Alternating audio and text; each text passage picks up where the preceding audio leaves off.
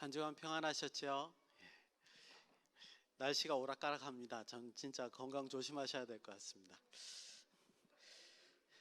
제가 기도하고 시작하겠습니다. 참으로 고마우신 아버지 하나님 은혜를 감사드립니다. 오늘도 하나님의 은혜 가운데 이렇게 예배당에 나올 수 있도록 인도하여 주시고 하나님 앞에 찬양으로 기도로 올려드릴 수 있도록 인도하시며 하나님의 말씀을 들을 수 있도록 인도하심을 감사드립니다. 오직 바라옵기는 하나님의 말씀이 우리의 심령 속에 새겨져 늘 하나님과 동행하는 우리 모두가 될 수 있도록 인도하시고 함께하여 주시옵소서. 거룩하신 예수님의 이름으로 감사드리며 기도드리옵나이다. 아멘. 오늘 제가 좀 늦었습니다. 창세기 이제 40장 1절에서 23절의 말씀을 한번 보시겠습니다. 지난주에 창세기 39장에서 요셉에게 벌어지고 있는 일들이 모두 이제 하나님의 역사와 인도 속에서 일어나고 있다. 이런 사실들을 우리가 한번 살펴봤습니다. 근데 그 사실을 성경을 읽는 우리 독자들이 쉽게 깨달을 수 있었는데요. 그 이유가 뭐냐 하면 이제 그 이유를 우리들이 이제 파악해내는 게 굉장히 중요해요. 그게 뭐였냐면 요셉이 마주한 현실은 굉장히 참담했다는 겁니다. 그럼에도 불구하고 요셉이 그 삶을 부정하거나 반항하지 않고 하나님 앞에서 묵묵히 순응하면서 이제 걸어갔고요. 이 요셉의 반응에 대해서 하나님께서는 어떻게 응답하셨느냐? 그의 생활의 모든 영역에서 형통하게 하심으로 하나님께서 이제 복을 주시는 장면을 봤습니다. 그것 때문에 우리가 쉽게 이게 지금 하나님께서 역사하시는구나 라는 것을 느낄 수 있었죠. 여러분도 이런 거를 발견하는 게 굉장히 이제 중요한 겁니다. 우리가 이제 성경을 소설책처럼 읽는 게 아니잖아요. 그죠? 하나님의 말씀으로 하나님께서 우리에게 무슨 메시지를 주실까 그 입장에서 읽어보기 때문에 이런 내용을 우리가 이렇게 캐치할 수 있는 게 굉장히 이제 중요합니다. 하나님을 알지 못하는 보디발도 보기에 이 요셉에게는 신적 보호와 역사가 있구나라는 것을 이제 알아챘고요. 왜냐하면 그러지 않으면 이런 일들이 일어날 수 없기 때문에요. 그걸 알았고, 그리고 이제 여기에서 두 번째 부분에 해당되는 사람은 나타나지 않았지만, 물론 이제 보디발의 아내라고 우리가 지칭하면 되겠지만 두 종류의 사람들의 반응들이 나타납니다. 즉 이런 요셉을 이제 신적 보호를 받는 요셉을 봤을 때 지혜로운 사람은 이 요셉에게 이 사람이 복을 가진 사람이구나, 하나님이 보호하시는구나 라는 걸 깨닫고 난 다음에 모든 일을 맡겨요. 그리고 신뢰하고 더불어 그와 평안하게 삽니다. 이게 지혜로운 사람이에요. 하나님께서 역사하시는 사람을 가까이 두는 것, 이게 지혜로운 사람이라는 거죠. 덩달아 복을 받는 거죠. 그래서 보디발의 집은 요셉으로 말미암아 하나님께 복을 받는 걸 우리가 볼 수 있었습니다. 근데 반면에 그를 적대하는 사람도 있었습니다. 자기의 욕망을 채우고자 이용하는 사람이죠.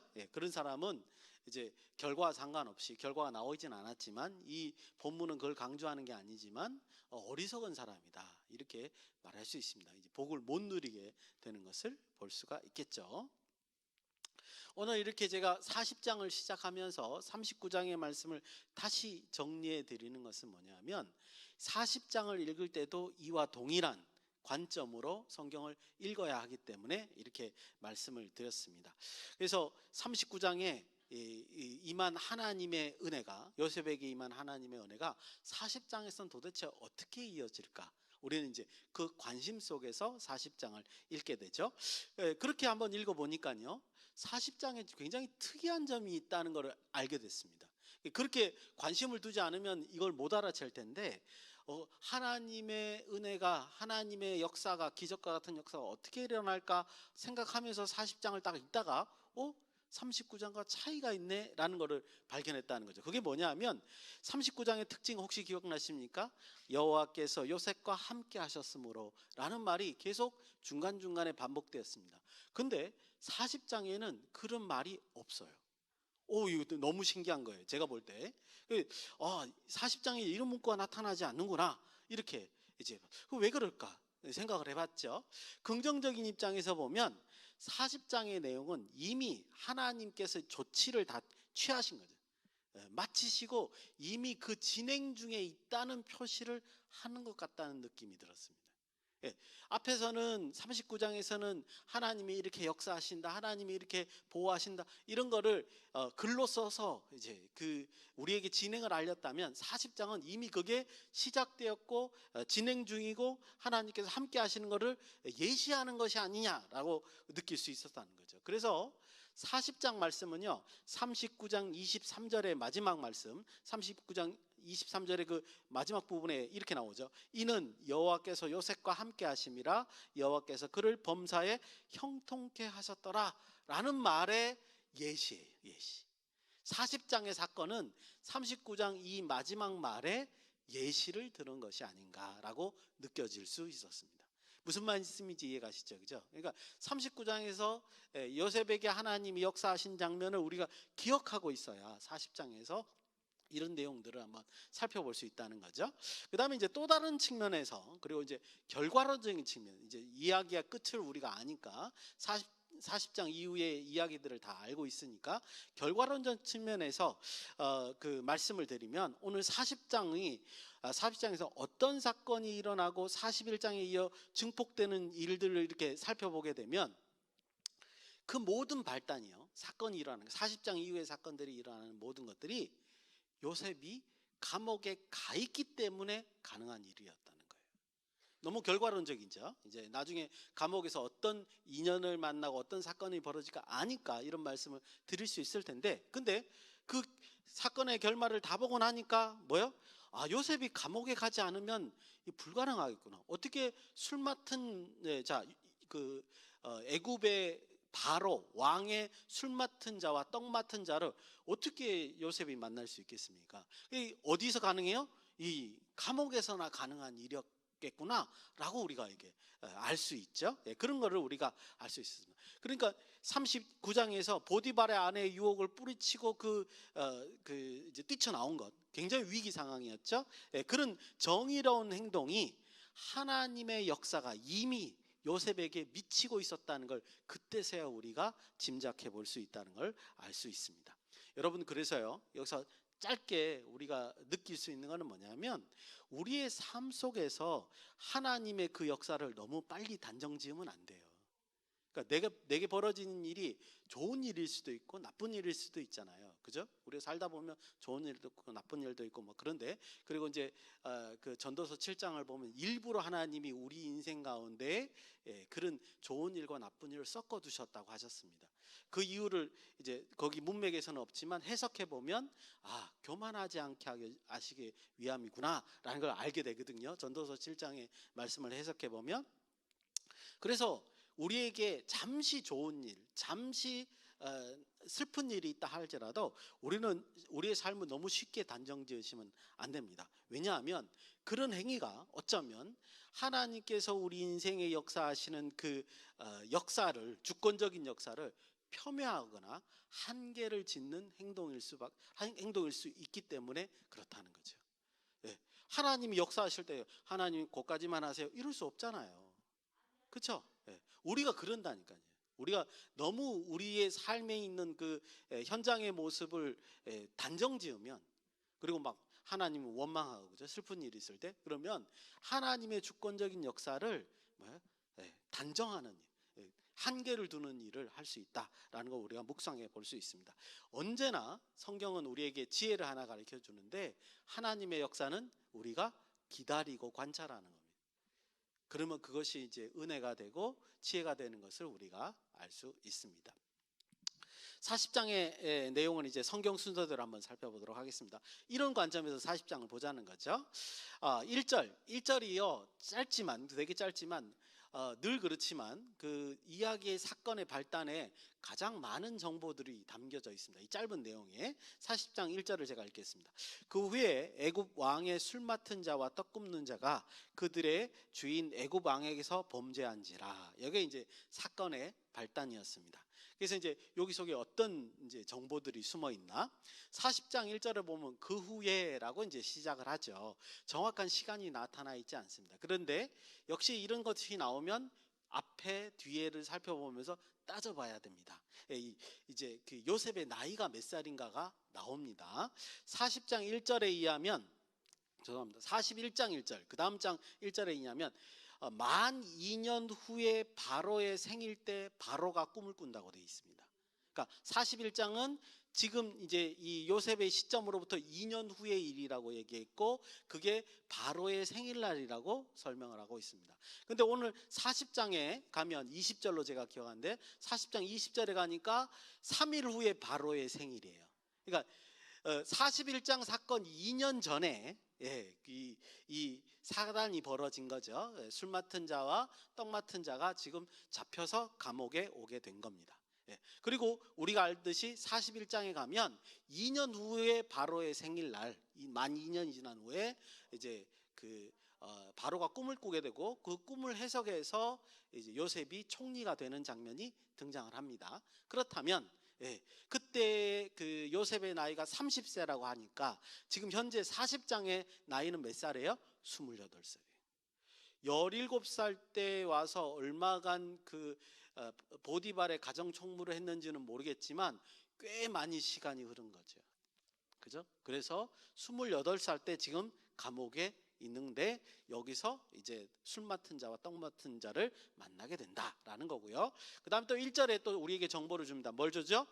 주인공, 이 40장의 주인공이 누구라고요? 술 맡은 자와 떡 맡은 자, 그 다음에 요셉, 이 세 사람이 주인공이라는 걸 우리가 알게 됩니다. 이렇게 따지고 보니까 굉장히 많은 정보가 들어있죠. 1절에서 4절을 보면 어떻게 해서 이 두 사람, 술 맡은 자와 떡 맡은 자가 보디발의 집에 감옥에 오게 돼 있는지를 설명을 하고 있는데, 이제 두 사람 중에 누군지는 몰라요 아직. 한 사람이 애굽의 왕에게 중대한 잘못을 한 것 같습니다. 이건 이제 왕의 술과 떡을 맡는다는 것은 이제 술이나 떡에 그 독국물이나 이런 것이 들어가지 않도록 이제 최종적인 책임을 지는 자거든요. 그러니까 이 사람들이 중대한 잘못을 했다는 것은 뭐죠? 이건 반역에 해당되는 일이죠. 이건 이제 두 사람 중에 한 사람은 큰일 난 겁니다, 사실은. 근데 두 사람 중에 누군지를 몰라서 의심을 받고 지금 보디발 친위 대장의 집에 감옥에 감금되어 있는 거죠. 그런데 중요한 사실은, 우리에게 중요한 사실은 뭐냐면 3절에 보니까 뭐죠? 요셉이 이곳에 감옥에 갇히게 되고 여기서 또 수종 드는 일을 맡게 되었다는 거죠. 간수장의 이제 은혜를 받아서 그렇게 됐다는 거죠. 그래서 이 요셉과 이 두 사람이 만나게 됐다는 거죠. 이야기를 할 수 있게 됐다는 거죠, 감옥에서. 이것이 여러분들 앞에서 39장, 40장을 거치면서 우리가 확실하게 알 수 있는 겁니다. 우연이 아닙니다. 사람의 계획이 아닙니다. 뭐죠? 하나님의 주권적인 역사였다는 거죠. 하나님께서 이렇게 역사하신다는 거죠. 아무도 생각할 수 없는, 꿈에도 생각할 수 없는 그런 일을 기획하시고 그 기적적인 역사를 이어가시죠. 오늘도 이제 총장님이 설교 가운데 그런 말씀을 하세요. 지나고 보고 나니까는 그게 하나님의 은혜였더라고 깨닫는다는 거예요. 그렇죠. 이거는 내가 계획할 수 없잖아요. 제가 볼 때는 하나님이 일부러 그러시는 거예요.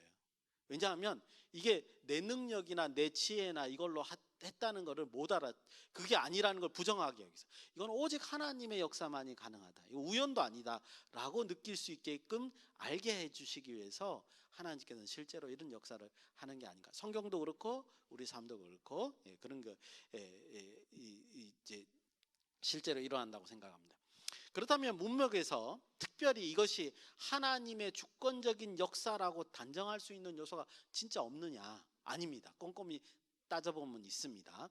여러분들 이런 것이 이제 그 글을 쓰는 데서는 일종의 문학적인 장치이죠. 우리가 문학적인 장치라고 표현할 때 이게 미적인 요소도 있습니다. 시 같은 경우에는 이게 운율을 맞춘다든지 문학적으로 장치를 해서 아름답게 하고 그다음에 강조하고 반복을 한다든지 이런 장치들을 두기도 하는데, 여기서는 뭐냐면 문맥의 흐름을 이어줍니다. 그리고 의사 전달을 분명히 합니다. 이거는 하나님의 주권적인 역사야 라고 딱 보여주는 장치입니다. 그게 또 고연 뭐였을까? 여러분들 뭐라고 생각하십니까? 꿈이요, 꿈. 꿈 꾼다는 요소가 지금 37장의 요셉의 그 꿈 이야기부터 지금 여기서 뭐요? 그 떡 맡은 자와 술 맡은 자의 꿈 이야기, 그 다음에 41장에서 뭐요? 바로의 꿈 이야기. 이렇게 이제 계속 이어지고 있어서 이것이 연결이 있구나. 이 연결이 하나님의 역사구나라는 것을 우리에게 보여주고 있죠. 그래서 이게 이제 그 문학적인 장치로서 우리가 보여주고 있습니다. 요셉이 꿈을 꿨습니다. 그리고 37장에서 그의 운명이 바뀌는 것을 우리는 목격을 했습니다. 마찬가지로 이 40장에서 술 맡은 자와 떡 맡은 자가 꿈을 꾸죠. 그리고 그 꿈의 해석에서 우리가 볼 수 있다시피 그들의 운명이 결정되고 바뀌는 것을 우리가 볼 수 있습니다. 그래서 5절에서 8절을 보면 우리는 읽지는 않을 텐데 한번 읽어보시기 바랍니다. 댁에 가셔서 각자 이제 꿈을 꿨고 그것이 무슨 뜻인가 몰라서 고민하다가 요셉이 이제 청하니까 이제 그 꿈에 대해서 얘기하고 요셉이 해석해주는 그런 장면들이 이제 등장을 합니다. 그 중에서 우리는 8절 한 절을 한번 같이 읽어보겠습니다. 놀라운 고백이죠. 8절입니다. 시작. 그들이 그에게 이르되 우리가 꿈을 꾸었으나 이를 해석할 자가 없도다. 요셉이 그들에게 이르되 그 해석은 하나님께 있지 아니하니까 청하건대 내게 이르소서. 아멘. 그죠? 요셉이 하나님께 꿈의 해석이 있다라고 표현한 건 정말 놀라운 고백인 거죠. 그래서 이 내용을 보면 어떻게 요셉이 꿈의 해석이 하나님께 있다는 걸 아냐 말이에요. 마치 요셉이 자기가 하나님의 뜻을 대변하는 선지자처럼 지금 얘기를 하고 있단 말이에요. 선지자라는 기본적으로 하나님 말씀을 받아서 백성들에게 알려주고 백성들이 원하는 기도 제목이나 묻고 싶은 게 있으면 선지자가 받아서 하나님께 기도해서 묻고 응답받고 알려주고, 이게 선지자의 역할이거든요. 마치 요셉이 그런 역할을 지금 자청하고 있다는 겁니다. 이 왜 그렇죠? 이것 때문에 요셉이 17살부터 이 28살까지 어떤 삶을 살았는가를 추정해 볼 수 있는 겁니다. 요셉은 비록 감옥에 있었지만 하나님과 교통하면서 살았던 거예요. 하나님과 묻고 응답받고 이러면서 살았던 거예요. 그래서 요셉의 자신의 꿈, 그 37장에 나오는 그 꿈이 어떤 의미인지를 이미 알고 있었어요. 그래서 일상생활에서도 하나님 앞에 사는 삶을 요셉은 살았던 것이다. 그리고 그 언행 자체가 사람들에게 이제 드러날 만큼, 그래서 여러분도 아시다시피 그 앞에 간수장이 요셉에게 은혜를 베푸는 것은 그 사람의 말과 행동이 신적 보호, 하나님의 보호를 받는다는 걸 깨닫게 했기 때문에 이제 그렇다는 거죠. 저런 삶을 살았구나.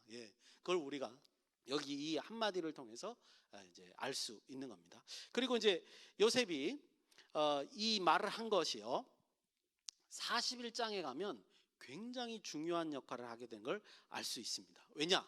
술 맡은 자가 나중에 왕궁에서 이제 직책이 회복되었을 때 그때까지는 몰랐다가 나중에 2년 후에 바로가 꿈을 꿔서 똑같이 나 꿈 이걸 해석을 누가 할래? 그러니까 아무도 없는 거예요. 그때 대해서 술 맡은 자가 생각이 나서 요셉을 추천하게 되잖아요.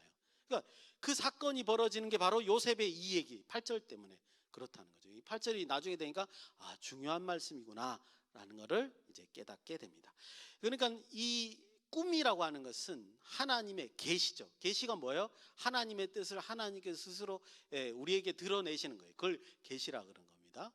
계시이자 또 인도하신 역사. 역사라는 말은 뭐예요? 하나님께서 가지고 계신 계획을 실제로 이루시는 거죠. 그 말이 되는 것을, 꿈이 그렇다는 것을 우리에게 단적으로 보여주는 겁니다. 우리도 종종 이제 그런 꿈을 꾸기도 하는 것을 여러분들 알 수 있습니다. 9절에서 이제 19절입니다. 9절에서 이제 19절은 각각의 두 사람이 요셉에게 자신의 꿈 이야기를 전해주고 해석을 듣는 이제 장면이죠. 아까 전에도 말씀을 드렸습니다만 여기 사실은 꼼꼼히 읽으면요 이미 그들의 운명이 딱 나타나 있습니다.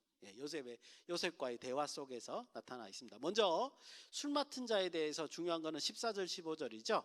그때 요셉이 뭐죠? 자신의 미래를 그 술 맡은 자에게 이제 부탁하는 장면이 있습니다. 제가 한번 읽어보겠습니다. 14절 15절입니다. 당신이 잘 되시거든 나를 생각하고 내게 은혜를 베풀어서 내 사정을 바로에게 아뢰어 이 집에서 나를 건져 주소서. 나는 히브리 땅에서 끌려온 자여 여기서도 옥에 갇힐 일을 행하지 아니하였나이다. 이렇게 이제 말하는 장면이 있습니다. 그러니까 술 맡은 자가 범죄하지 않았다라는 걸 잘 보여주고 있죠.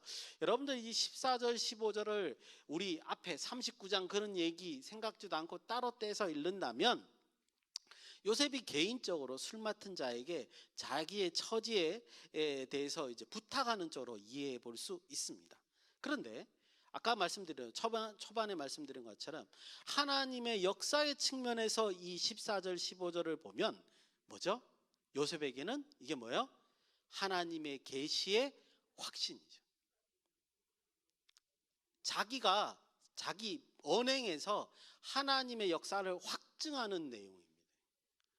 우리가 이런 식으로 성경을 봐야 돼요. 성경을 보는 관점이 하나님의 입장에서 봐야 돼요. 신학적이란 말은 어렵게 생각하지 마시고요. 하나님의 눈으로 사건을 바라보는 것이다. 이렇게 생각하시면 돼요. 그걸 우리가 소위 신학적으로 보면이라고 표현한단 말이에요. 하나님으로 눈으로 보면 요셉이 이런 표현을 누구에게 아직 일어나지 않았잖아요. 요셉이 어떻게 하냔 말이에요. 그거를 자기가 그 꿈을 통해서 얻은 그 경험을 통해서 술 맡은 자의 이 꿈을 해석하면서 이 사람에게 하나님의 은혜가 임하겠구나, 모든 오해가 풀리겠구나 확신했기 때문에 이 사람에게 자기 고백을 하는 거예요. 도와달라고. 이거는 뭐예요?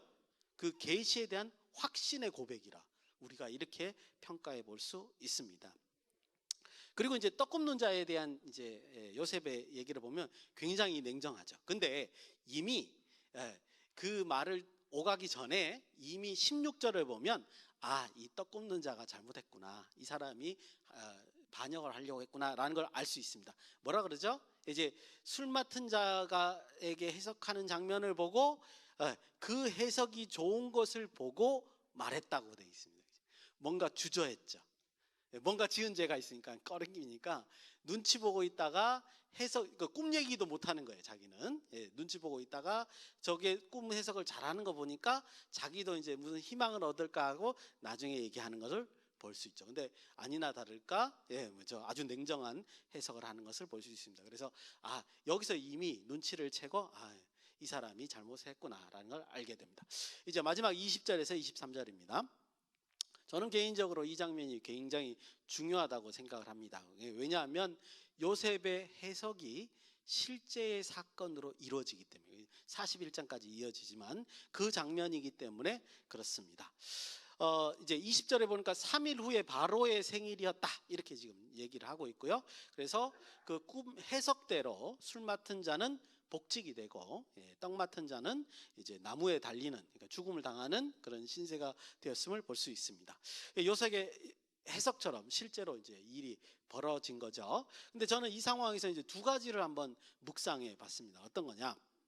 첫째는 요셉이 이 사실을 알았을 때, 실제로 이런 사건이 벌어졌다는 걸 알았을 때 요셉 자신도 매우 놀랐을 거라는 거예요.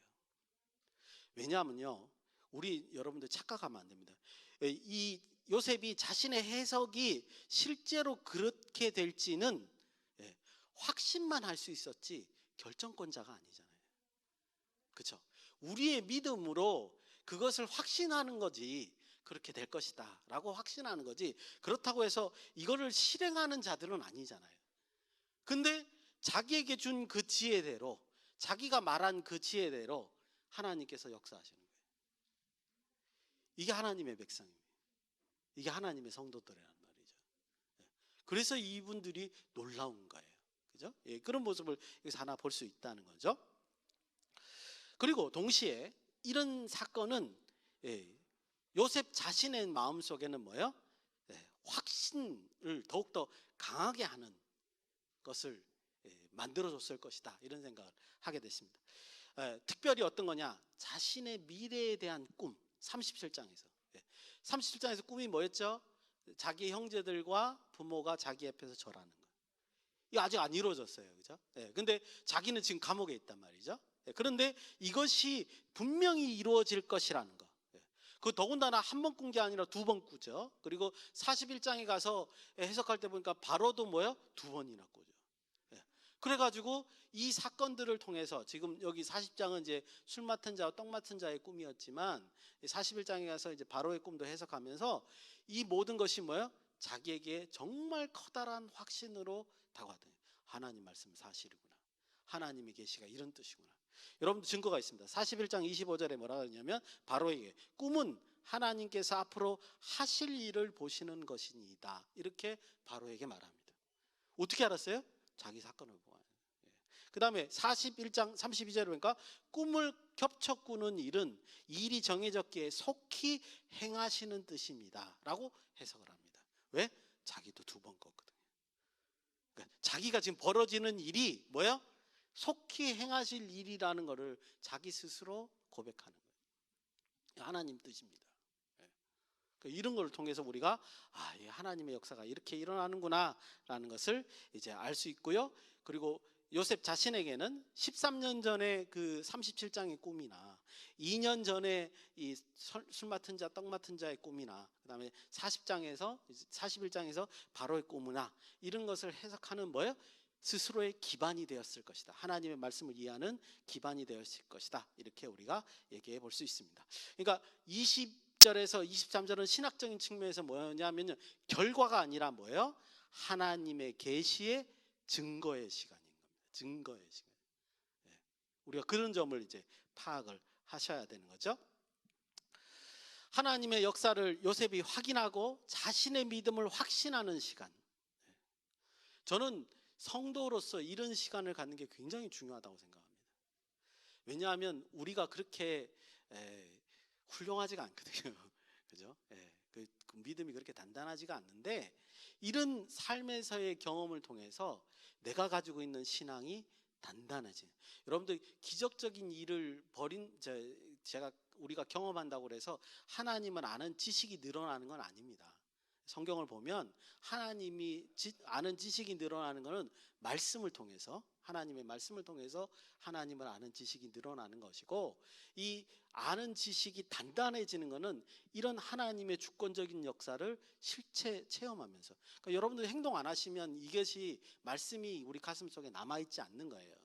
행동하시면서 실천하시면서 그 역사를 경험해 보셔야 돼요. 그러니까 맞구나. 내가 아는 만큼이 맞구나 이런 걸 알게 되는 걸 볼 수 있습니다. 이제 묵상을 하면서 마치겠습니다.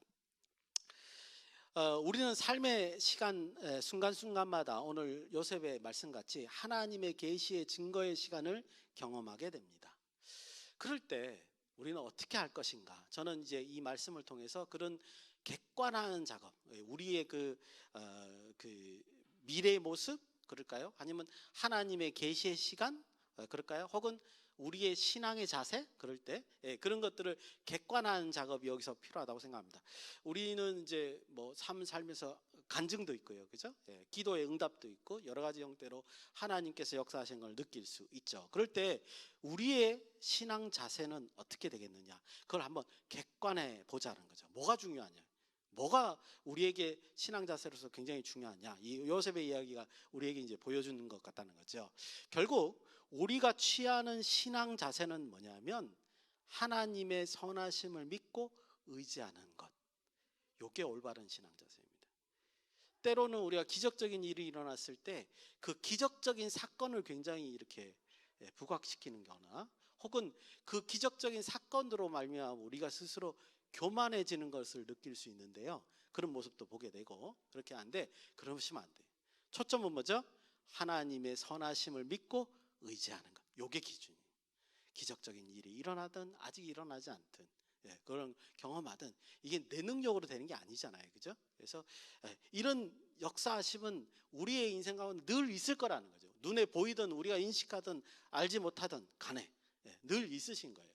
그런데 그 하나님의 선하심, 우리를 그렇게 인도하실 거라는 선하심을 믿고 의지하는 것, 이것이 믿음의 원칙이자 신앙의 어떤 근거, 신앙 자세의 근거가 아닐까 그렇게 생각이 됩니다. 그걸 우리가 꼭 기억하자 이런 말씀을 드리고 싶습니다. 바라기는 하나님의 선하심을 기대하시고 경험하시고 확신하시고 더욱더 하나님께 찬양을 드리는 저와 여러분이 되시기를 예수님의 이름으로 축원드립니다. 기도하시겠습니다. 고마우신 아버지 하나님, 은혜를 감사드립니다. 한 주간도 하나님의 역사가 무궁무진하여 다음 주에 주일날 하나님 앞에 나올 때 찬양으로 경배하는 우리 모두가 될 수 있도록 인도하시고 함께하여 주시옵소서. 거룩하신 예수님의 이름으로 기도드리옵나이다. 아멘. 수고하셨습니다.